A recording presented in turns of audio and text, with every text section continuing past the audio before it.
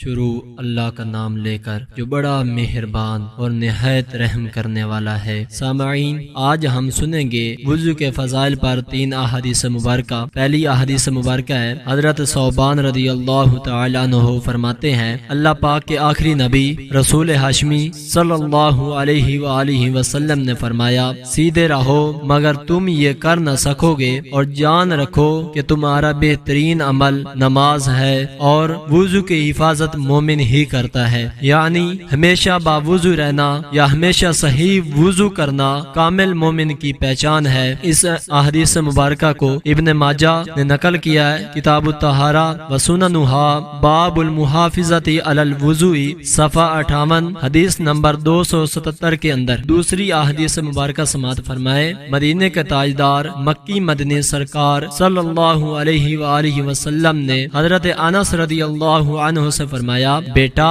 اگر تم ہمیشہ باوضو رہنے کی استطاعت رکھو یعنی طاقت رکھو تو ایسا ہی کرو، کیونکہ ملک الموت علیہ السلام جس بندے کی روح حالت وضو میں قبض کرتے ہیں اس کے لیے شہادت لکھ دی جاتی ہے۔ اس احادیث مبارکہ کو شعب الایمان جلد نمبر 3 صفحہ 29 احادیث مبارکہ کا نمبر 2783 ہے۔ آئیں تیسری احادیث مبارکہ سماعت فرمائے۔ ایک حدیث شریف میں ہے، باوضو سونے والا روزہ رکھ کر عبادت کرنے والے کی طرح ہے۔ اس احادیث مبارکہ کو کنز العمال، کتاب الطہارہ، باب الاول فی الفضل، جلد 5 جز 9 صفحہ 123، حدیث مبارکہ کا نمبر 25954 ہے، اور دعا کرتے ہیں کہ اللہ پاک ہمیں ہمیشہ باوضو رہنے کی توفیق عطا فرمائے، آمین، بجاہ خاتم النبیین صلی اللہ علیہ وآلہ وسلم۔